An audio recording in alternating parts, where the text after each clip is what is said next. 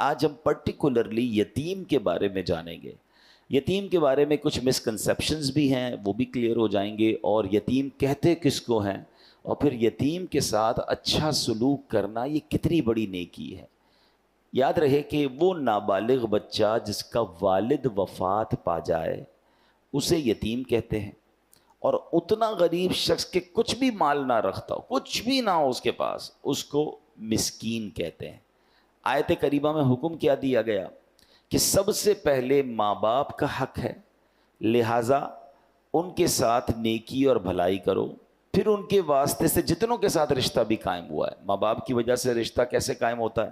بھائی سے، بہن سے، چچا سے، تایا سے، ماموں سے، خالہ سے، ان سب کے ساتھ نیک سلوک کرنا ہے. اور آخر میں فرمایا یتیم اور مسکین خواہ تمہارے رشتہ دار ہوں یا نہ ہوں، ان سب کے ساتھ نیکی اور بھلائی سے پیش آنا ہے. یہاں میں ایک اور بڑی خوبصورت بات آپ کو بتاؤں کہ وراثت جو ہے نا، یہ پیسوں کی تو ہوتی ہے، مال کی ہوتی ہے.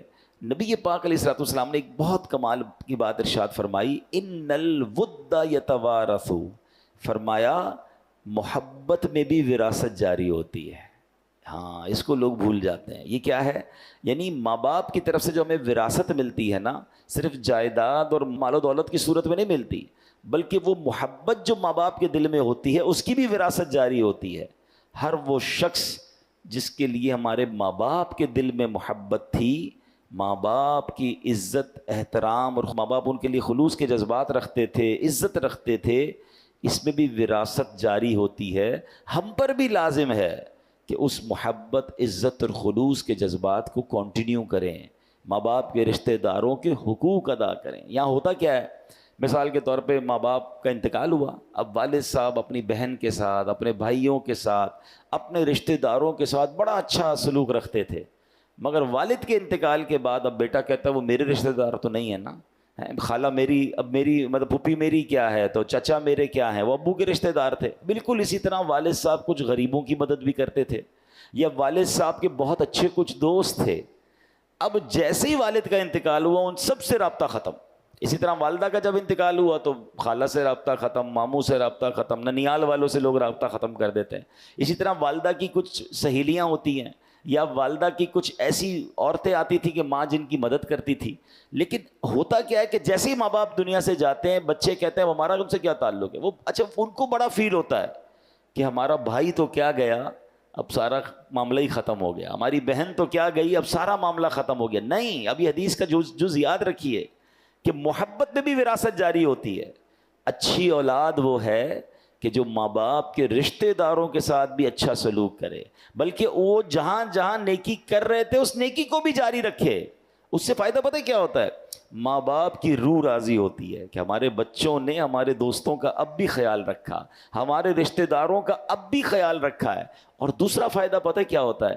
کہ وہ جو لوگ ہوتے ہیں نا جن کے ساتھ آپ اچھا سلوک کرتے ہیں، یعنی اگر کوئی بچہ اپنے چچا کے ساتھ، تایا کے ساتھ، اپنے ددیال والوں کے ساتھ، ماں کے جانے کے بعد ننیال والوں کے ساتھ، یا ماں باپ جہاں نیکی کرتے تھے اس نیکی کو کنٹینیو کرتا ہے، تو وہ سارے لوگ اس مرحوم کو دعا دیتے ہیں کہ دیکھو کیا بیٹا کی تربیت کر کے گئے، کہ بیٹا اپنے باپ کی اس نیکی کو جاری رکھے ہوئے، اپنی ماں کی اس نیکی کو جاری رکھے ہوئے. اور علماء نے حقوق والدین میں بھی اس کو لکھا کہ ماں باپ کا یہ حق ہے کہ ان کے انتقال کے بعد ان کے رشتہ داروں کے ساتھ اچھا سلوک کیا جائے. تو قرآن کی اس آیت میں ہمیں کیا سمجھایا گیا کہ ہمیں رشتہ دار، والدین کے ساتھ تو اچھا سلوک کرنا ہے، مگر رشتہ داروں کے ساتھ بھی اچھا سلوک کرنا ہے. یہ تو بات ہو گئی اس حصے کی. اب بات کرتے ہیں یتیم کی. اچھا، یتیم کے بارے میں ایک مسکنسیپشن یہ ہے کہ بہت سارے لوگ ملتے ہیں کہتے ہیں میں بھی یتیم ہوں، ہیں، اور بہت بڑی عمر کے ہوتے ہیں یا جوان ہوتے ہیں. تو یاد رکھیے یتیم صرف نابالغ ہوتا ہے. جب وہ بالغ ہو جائے گا نا اب وہ یتیم نہیں رہا. ورنہ تو شاید یہاں بہت سارے یتیم بیٹھے ہیں، میرے والدین بھی چلے گئے ہیں، تو بھائی اب جس عمر میں یتیم نہیں ہوتا کوئی. اللہ پاک سب کے مرحومین کی مغفرت فرمائے. مگر یتیم کی جو تعریف ہے نا، وہ تعریف یہ ہے کہ جب وہ نابالغ ہے اور اس کے والد کا انتقال ہو گیا ہے تو وہ یتیم ہے. تو یہ بات بھی آپ کے ذہن میں رہے. اب یتیم اور مسکین کی مدد کرنے والا یہ اتنی بڑی نیکی ہے اور اتنا بڑا ثواب ہے, سبحان اللہ. نبی پاک علیہ الصلوۃ والسلام فرماتے الساعی علی الارملۃ والمسکین کالمجاہدی فی سبیل اللہ او کالذی یصوم النہار ویقوم اللیل. آقا علیہ الصلوۃ والسلام فرماتے ہیں, بخاری کی حدیث ہے, کہ یتیم بچوں اور مسکین کے لیے دوڑ دھوپ کرنے والا, مثلا ان کی مدد کی کوشش کرنے والا, راہ خدا میں لڑنے والا, یا دن کو روزہ رکھنے اور رات بھر عبادت کرنے والے کی طرح ہے. اب آپ ذرا غور کیجئے کہ دن کو روزہ رکھنا, رات بھر عبادت کرنا, بلکہ راہ خدا میں جہاد کرنا, اس کے برابر کس کو کہا گیا؟ کہ جو یتیم کی یا مسکین کے لیے کوشش کرتا ہے, کسی کو یتیم مسکین کو کھانا کھلا رہا ہے, ان کی تعلیم کے لیے مدد کر رہا ہے, ان کو کہیں ڈراپ کر رہا ہے, ان کو ریسیو کر رہا ہے. یہ وہ نیکی ہے کہ یہ مجاہد کے برابر ہے, راہ خدا میں لڑنے والے کے برابر ہے. حدیث پاک میں آتا ہے جنت میں پہنچ کر وہاں سے واپس دنیا میں آنے کی کوئی خواہش نہیں کرے گا. دنیا سے کوئی جنت میں پہنچ جائے اس کو پھر دنیا میں کیوں واپس آنا ہے؟ مگر سبحان اللہ, جو راہ خدا میں لڑتے ہوئے شہید ہوا ہوگا نا, وہ جنت میں پہنچ کر بھی خواہش کرے گا کہ کاش پھر دنیا میں جاؤں, پھر راہ خدا میں لڑوں اور پھر شہادت کا مرتبہ پاؤں. مبارک ہو ان لوگوں کو جو اللہ کی راہ میں لڑتے ہیں اور پھر شہادت کا رتبہ پاتے ہیں. اب عام لوگوں کے لیے تو یہ مواقع نہیں ہوتے, یہ تو فوج ہوتی ہیں دنیا بھر میں, جو بھی جیسے بھی ملک کے لیے, وطن کے لیے, اسلام کے لیے جو لڑائی ہوتی ہے وہ لڑتے ہیں. مگر عام لوگوں کے لیے بھی کیا ہمیں ایک انعام مل گیا کہ اگر یتیم کی مدد کی جائے, مسکینوں کی مدد کی جائے, تو فرمایا یہ راہ خدا میں جہاد کرنے کے برابر ہے. صدیقہ بنت صدیق, حضرت عائشہ صدیقہ طیبہ طاہرہ رضی اللہ تعالی عنہا سے روایت ہے کہ رسول ذیشان مکی مدنی سلطان صلی اللہ علیہ وسلم نے فرمایا جو کسی چھوٹے لاوارث یا یتیم بچے کو پالے یہاں تک کہ وہ لا الہ الا اللہ کہنا شروع کر دے, اللہ پاک اس شخص سے حساب نہ لے گا. تو مبارک انہیں جو اس طرح لاوارث اور مسکین بچوں کی کفالت کرتے ہیں اور اس حد تک انہیں پالتے ہیں کہ وہ مدرسے چلے جائیں, وہ دین سیکھ جائیں, وہ اللہ رسول کا نام لینے والے بن جائیں, پیروں پہ کھڑے ہو جائیں, تو پھر انشاءاللہ یہ اس کے لیے مغفرت کا سبب بن جاتا ہے. ایک اور جگہ نبی پاک علیہ الصلوۃ والسلام فرماتے ہیں, اللہ اکبر, انا وکافل الیتیم فی الجنت کہاتین. آقا فرماتے میں اور یتیم کی کفالت کرنے والا جنت میں یوں ہوں گے, اور یہ کہہ کر نبی پاک نے شہادت کی انگلی اور اپنی بیچ والی انگلی کو ملایا. فرمایا ایسے جنت میں ساتھ ہوں گے جیسے میں اور وہ جو یتیم کی کفالت کرنے والا ہے. ایک جگہ فرمایا خیر بیت فی المسلمین بیت فیہ یتیم یحسن الیہ, یعنی مسلمان گھروں میں سب سے بہترین گھر وہ ہے جس میں یتیم ہو اور اس کے ساتھ نیک سلوک کیا جاتا ہو. لیکن آگے فرمایا وشر بیت فی المسلمین بیت فیہ یتیم یساء الیہ, فرمایا سب سے برا گھر وہ ہے جس میں یتیم ہو اور اس کے ساتھ برا سلوک کیا جاتا ہو.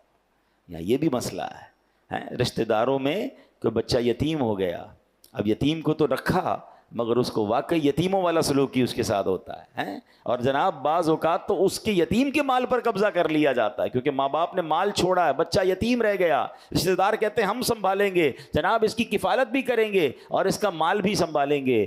مگر ایسا بھی ہوتا ہے کہ جناب یتیموں کا مال کھا لیا جاتا ہے, وہ بڑے ہوتے ہیں تو انہیں کوئی دینے کے لیے تیار نہیں ہوتا. یہ بہت سخت گناہ ہے, اس کی زبردست وعید آئی ہے. یعنی ایک طرف یتیم کے ساتھ اچھے سلوک کرنے والے کو تو جنت کی بشارت, مگر یتیم کا جس نے مال کھایا, یتیم کو تکلیف پہنچائی, یہ بہت خطرناک کام ہے. یاد رکھیے. پھر نبی پاک فرماتے ہیں انا وکافل الیتیم فی الجنت کہاتین, یعنی میں اور یتیم کی کفالت کرنے والا جنت میں یوں ہوں گے. اور پھر نبی پاک نے اپنی دونوں انگلیاں ملا کر بتایا جنت میں آقا کا پڑوس چاہیے تو سمجھ لیں کہ پھر یتیموں کے ساتھ بڑا اچھا سلوک کرنا ہے.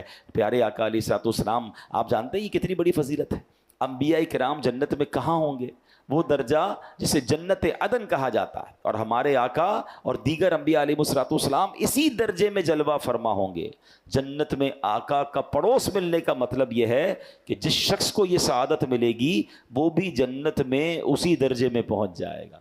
اور سبحان اللہ اگر جنت میں نبی پاک کا دیدار بھی نصیب ہوتا رہے تو اس سے اچھا انعام کون سا ہوگا. تو اس نیکی کے لیے تو کوشش کرنی چاہیے. آگے جا کے بتاؤں گا کہ ہم کیسے یہ نیکی کما سکتے ہیں, یہ کیسے پاسبل ہے. ہر بندہ تو اپنے گھر میں یتیم کو نہیں پال سکتا. اچھا, یتیم کو پالنے کے کچھ کمپلیکیشنز بھی ہیں, کچھ شرعی معاملات بھی ہیں, وہ بھی انشاءاللہ آپ کو عرض کرتا ہوں, کیونکہ کچھ لوگ شوق میں ذوق میں اپنے گھر میں ایک یتیم بچہ تو لے آتے ہیں لیکن پھر اس کے شرعی معاملات پر ڈسکس نہیں کرتے یا معلومات نہیں لیتے, جس کی وجہ سے پرابلم ہو جاتی ہے. تو آئیے انشاءاللہ اب کچھ اور باتیں میں آپ کو عرض کر دیتا ہوں کہ یتیم کو جو گود لیتے ہیں اس میں کچھ احتیاطیں ہیں. پہلے یہ سمجھ لیجئے کہ یتیم کو اپنی ولدیت نہ دیجیے.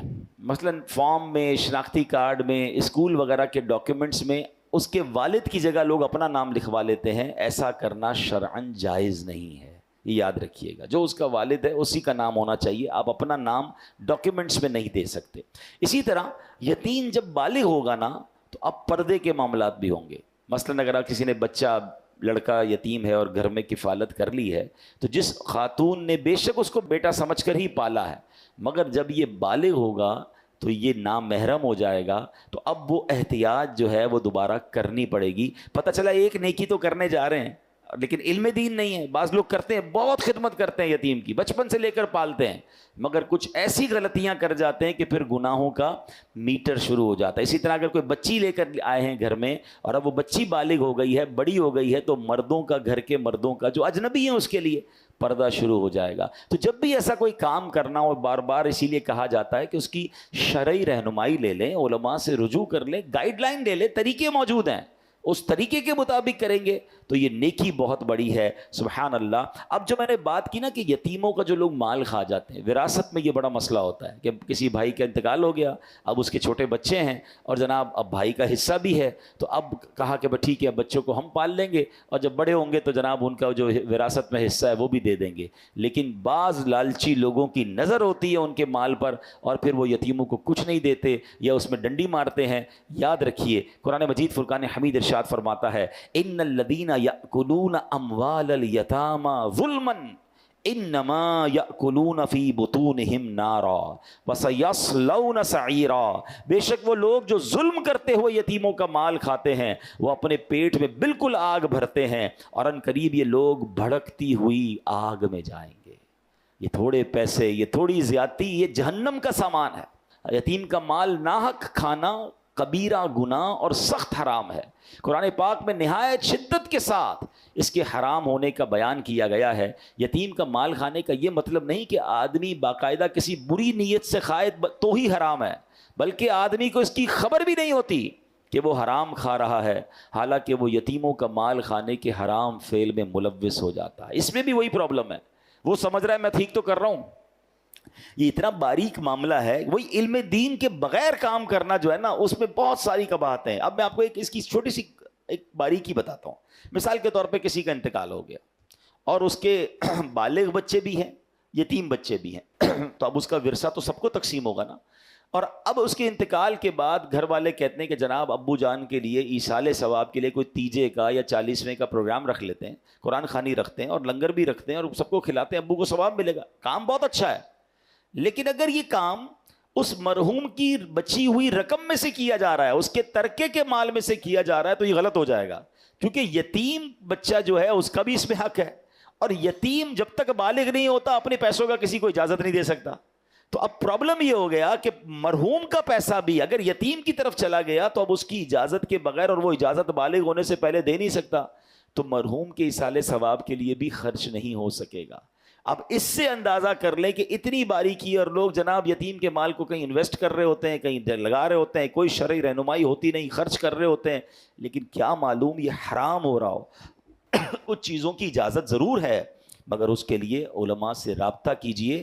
اگر آپ کسی یتیم کی کفالت کر رہے ہیں یا اس یتیم کا سرمایہ آپ کے پاس آ گیا ہے, اس کی وراثت کا حساب کتاب آپ کے پاس آیا ہے, تو اب آپ الرٹ ہو جائیے کہ 1 روپیہ بھی غلط نہیں کرنا ہے. کہیں قرآن میں جو فرمایا کہ وہ بھڑکتی ہوئی آگ میں جائیں گے, ان بد نصیبوں میں میں شامل نہ ہو جاؤں. تفسیر قرآن نور العرفان میں کیا ہے, جب میت کے یتیم وارث ہوں تو مال مشترک میں اس کی فاتحہ تیجا وغیرہ حرام ہے کہ اس میں یتیم کا حق شامل ہے، بلکہ پہلے تقسیم کرو پھر کوئی بالغ وارث اپنے حصے سے یہ سارے کام کرے، ورنہ جو بھی کھائے گا دوزخ کی آگ کھائے گا، قیامت میں اس کے منہ سے دھواں نکلے گا۔ حدیث پاک میں آتا ہے یتیم کا مال ظلمن کھانے والے قیامت میں اس طرح اٹھیں گے کہ ان کے منہ، کان اور ناک سے بلکہ ان کی قبروں سے دھواں اٹھتا ہوگا، جس سے وہ پہچانے جائیں گے کہ یہ یتیموں کا مال کھانے والے۔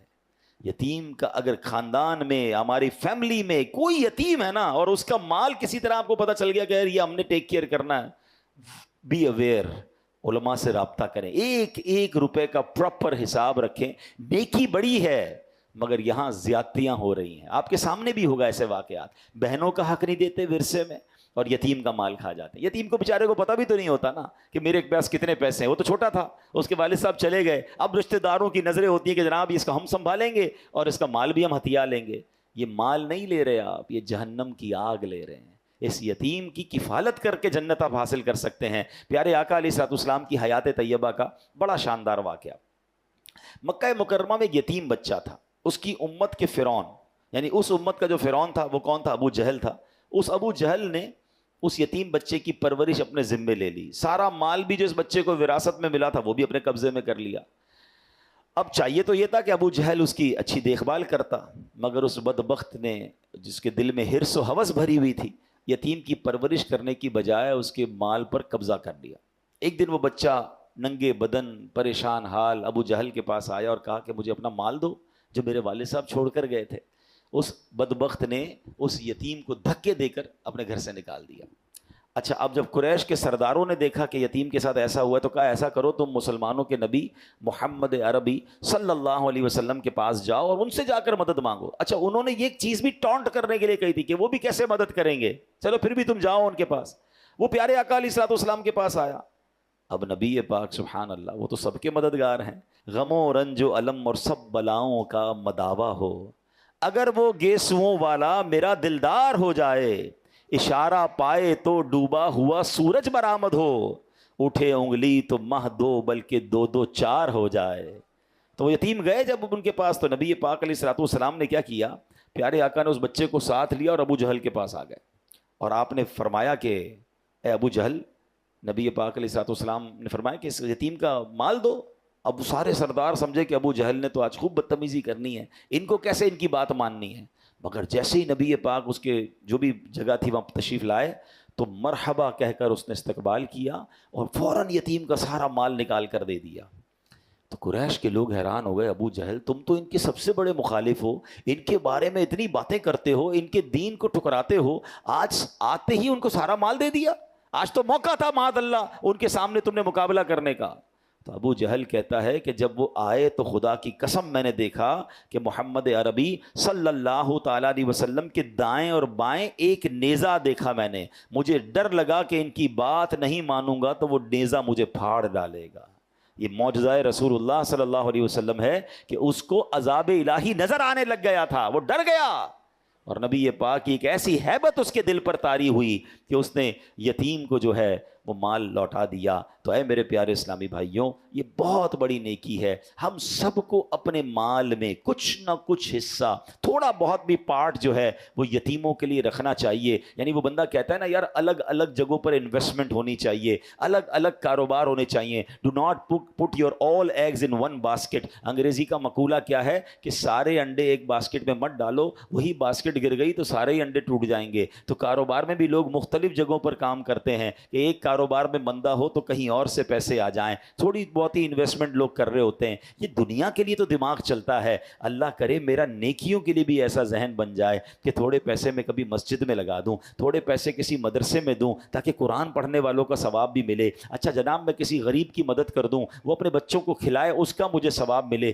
کسی کو قرضہ دوں تو قرضے کا ثواب بھی مجھے ملے۔ اچھا جناب اب اور کون سی نیکی ہے، تو کسی یتیم کی کفالت کر لوں تاکہ یتیموں کے گھر میں بھی ہونے والی نیکی نیکی کا ثواب مجھے ملے. اگر ہم سوچتے جائیں اللہ نے جس کو نوازا ہے تھوڑا پانی کے صدقے کا کام کر دوں کہ جب تک کنواں چلتا رہے گا, جب تک پانی لوگ پیتے رہیں گے, ادھر سے مجھے ثواب مل جائے, تو یہ جتنی نیکیاں ہیں صدقہ, کبھی درخت لگا دوں تو درخت لگتے رہیں گے, اس کا مجھے ثواب, سایہ ملتا رہے گا, مجھے اس کا ثواب ملے. اگر جس کا یہ ذہن بن جائے نا کہ جناب مجھے, اور پھر ماشاءاللہ اگر دعوت اسلامی کے ساتھ آپ کنٹریبیوٹ کرتے ہیں اور آپ یہ سوچیں کہ دعوت اسلامی تو پوری دنیا میں نیکی کے کام کر رہی ہے, تو جس طرح لوگ کہتے ہیں نا یار دنیا بھر میں فیکٹریاں ہونی چاہیے, ایکسپورٹ امپورٹ کا کام ہونا چاہیے, پاکستان کے ساتھ ساتھ دنیا کے کئی ملکوں سے مال آنا چاہیے, اللہ کرے یہ ذہن بن جائے کہ میرا ثواب بھی دنیا بھر میں پھیل جائے. جب پتہ چلے کہ دعوت اسلامی برطانیہ میں, افریقہ میں, یا جناب دنیا کے کئی ملکوں میں کام کر رہی ہے, تو آپ بھی رابطہ کر سکتے ہیں کہ جناب اس میں بھی تھوڑا میرا حصہ ملائیں. اب جیسے آج کل غزہ کے مسلمانوں کی مدد ہو رہی ہے,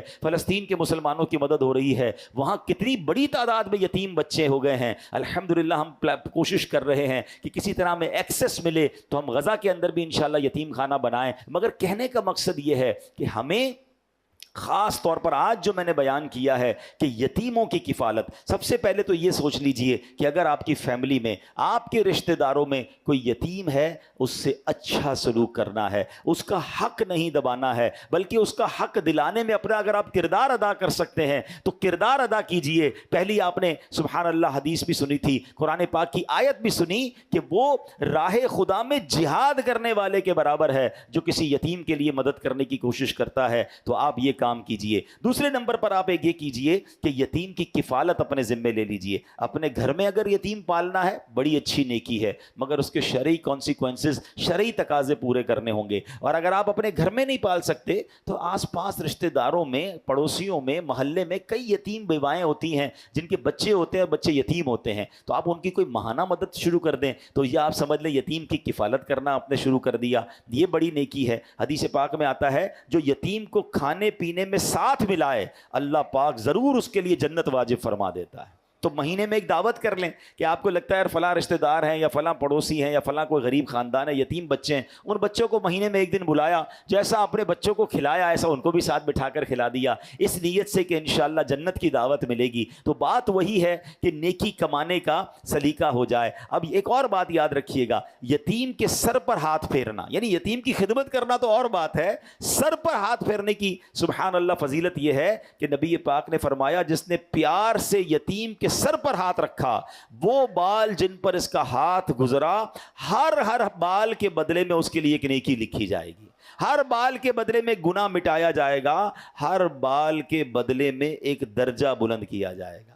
تو اللہ کی رضا کے لیے. اچھا یہ بھی کیوں, جب آپ سر پہ ہاتھ پھیرتے ہیں تو شفقت ہے نا, اس کو فیل ہوتا ہے, اس کو اچھا لگتا ہے کوئی ہے جو میری جو ہے وہ مدد کرنے والا ہے. اچھا اس میں بھی بڑی پیاری علماء نے تقسیم بتائی ہے, اور یہ حدیث پاک میں ہے کہ لڑکا یتیم ہونا تو ہاتھ کیسے پھیرنا ہے, پیچھے, سر کے پیچھے سے ہاتھ آگے لانا ہے. اور جس کا والد ہے دنیا میں, ویسے ہی ہمارے کسی دوست کا بیٹا ہے اور شفقت کے لیے آپ سر پہ ہاتھ پھیر رہے ہیں تو آگے سے پیچھے بالوں کی طرف لے جانا ہے. تو یہ بھی طریقہ حدیثوں میں بیان ہوا. تو بہرحال میرے پیارے اسلامی بھائیوں, جب سر پر ہاتھ پھیرنے میں اتنا ثواب ہے کہ ہر بال کے بدلے نیکی ہے, تو یتیم کو کپڑے دلانا, یتیم کو کھانا کھلانا, یتیم کی تعلیم کا انتظام کرنا, دیکھیں وہ بن باپ کا بچہ ہے, آپ اس کے ساتھ اچھا کریں گے, آپ کے اپنے بچوں کے ساتھ اچھا ہونا شروع ہو جائے گا. تو آخر میں میری گزارش یہی ہے کہ مثال کے طور پہ کوئی میرا بھائی ایسا بیٹھا ہے, آپ کے 3 بچے ہیں, آپ کے 4 بچے ہیں, آپ کے 5 بچے ہیں, اللہ آپ کو برکت دے آپ کے بچوں میں, تو کیا ایسا نہیں ہو سکتا کہ میں یہ بھی پلان کروں کہ یار کم از کم 2 یتیم بچے بھی میں پالوں گا. 4 بچے بھی تو پال رہا ہوں نا,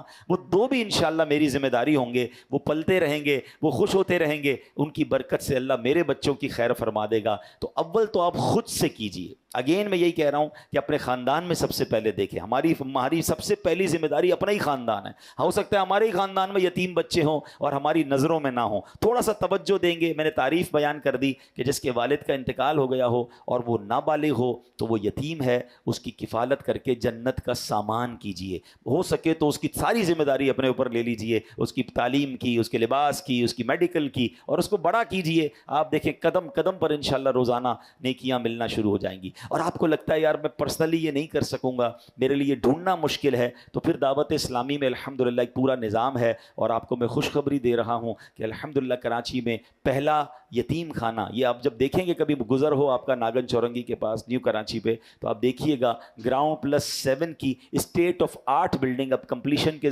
مرحلے میں ہے، اور انشاءاللہ آپ یتیم خانہ، ہم نے یہ بھی سوچا تھا جب یہ بنانے لگے تھے کہ نارمل مدرسے کی طرح کا بنا لیں. ہم نے کئی یتیم خانوں کا وزٹ کیا، پھر ہمیں اندازہ ہوا کہ پاکستان میں کئی یتیم خانے واقعی یتیم خانے بنا دیے انہوں نے. اتنا برا حال ہے. میں سب کا نہیں کہتا، کچھ واقعی بہت اچھے ہیں، لیکن انشاءاللہ ہم نے ایک ایسا پلان کیا کہ ہم ایسا یتیم خانہ بنائیں کہ عام بچے تمنا کریں کہ ہمیں وہاں پر رہنا ہے، کیونکہ یہ ہمارے بچے ہوں گے. ان کی رہائش، ان کا کھانا پینا، ان کی میڈیکل، بلکہ ان کو دیکھیں نا، اگر بچہ عید کی چھٹیوں پہ اپنے ماں باپ کے پاس جاتا ہے، یہ کہاں جائیں گے؟ تو ان بچوں کو کہیں اسلامک ٹور پر بھی لے جانا، یا پاکستان ٹور پہ لے جانا، مزارات اولیاء کا ٹور کرانا، وہ بھی ہماری ذمہ داری ہوگی. تو ایک شاندار مدنی ہوم زیر تعمیر ہے، اور انشاءاللہ مجھے بہت امید ہے کہ اینڈ آف 2025 یا جنوری 2026 کے قریب اس کی اوپننگ ہوگی. جب آپ دیکھیں گے تو اگر آپ یتیموں کی کفالت خود کریں، دوبارہ میں کہتا ہوں آپ خود کریں، نہیں کر سکتے اور آپ چاہتے ہیں کہ ہم یہ ذمہ داری لیں، تو آپ دعوت اسلامی کے ساتھ تعاون کر سکتے ہیں.